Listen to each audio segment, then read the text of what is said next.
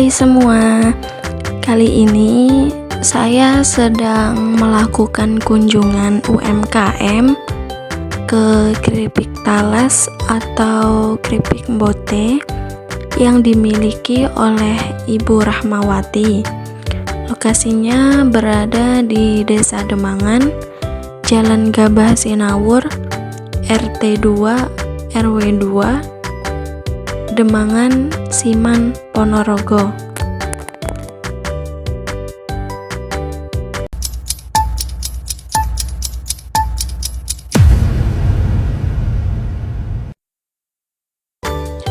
Kripik Talas ini berawal dari usaha kecil yang dimulai oleh seorang pedagang di depan rumah Ibu Dwi Rahmawati. Pada awalnya, Ibu Dwi membeli keripik dalam jumlah besar, lalu mengganti kemasannya dan menjualnya kembali ke kantin-kantin sekolah. Namun, ketika pedagang itu sakit, usaha tersebut berhenti, dan Ibu Dwi melanjutkan usaha ini, yang kini dikenal dengan nama Kripik Mbote. Awalnya produksi hanya 5 kg keripik setiap 2 minggu. Namun sejak 7 bulan terakhir, produksi meningkat pesat hingga menjadi 25 kg per minggu.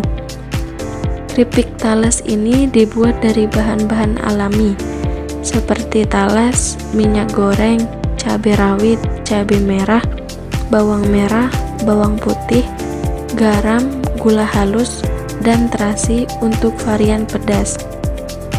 Varian pedas adalah yang paling laris dan jadi favorit banyak orang. Namun ada juga varian original serta bumbu tabur sapi panggang. Dalam menjalankan usahanya, Ibu Dwi dibantu oleh beberapa karyawan yang bertugas menggoreng keripik. Mereka bekerja selama 6-7 jam setiap harinya dengan gaji sebesar 35.000 per hari. Meskipun gaji terbilang kecil, usaha ini memberikan peluang kerja bagi mereka di tengah kesulitan ekonomi. Produk keripik talas dijual dengan harga Rp800 untuk kemasan kecil dan Rp11.000 untuk 1/4 kg varian original dan Rp13.000 untuk varian pedas. Keuntungan yang didapat per kemasan bervariasi tergantung harga bahan baku yang bisa naik, terutama saat musim hujan. Ketika harga bahan mentah meningkat, Ibu Dwi hanya bisa mengurangi keuntungan tanpa bisa menaikkan harga jual atau mengurangi isi produk. Untuk pemasaran, Ibu Dwi memanfaatkan media sosial dan menitipkan produknya di beberapa warung atau toko. Produk ini juga sudah dikirim ke kota-kota seperti Surabaya dan Gresik, dan sering dijadikan oleh-oleh bagi para tetangga yang mendapat tamu atau pengunjung. Selain itu, Ibu Dwi juga menerima pesanan dalam jumlah besar. Dalam proses produksi masih ada beberapa kendala, terutama dalam hal kebersihan. Pekerja belum menggunakan sarung tangan atau masker saat mengelola bahan. Padahal kebersihan sangat penting dalam produksi makanan.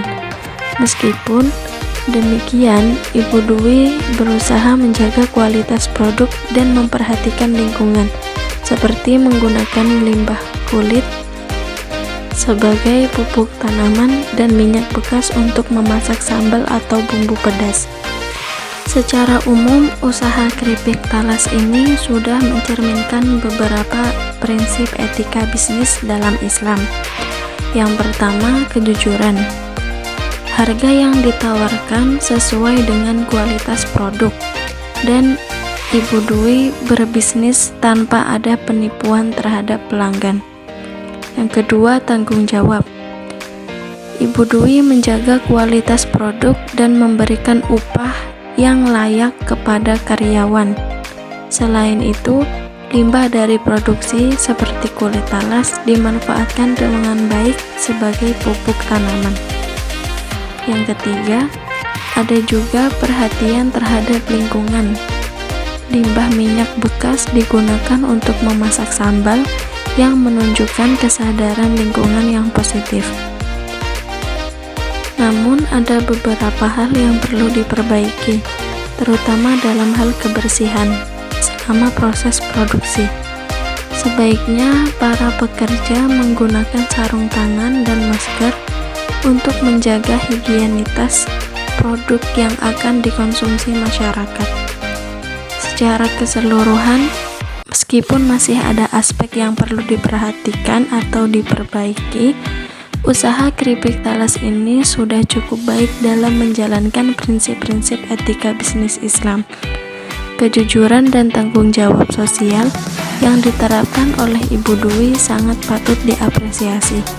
Dengan sedikit perbaikan dalam hal kebersihan dan pengelolaan bahan baku, usaha ini bisa menjadi contoh bisnis yang tidak hanya sukses, tetapi juga sesuai dengan nilai-nilai Islam. Mungkin sekian yang dapat saya sampaikan.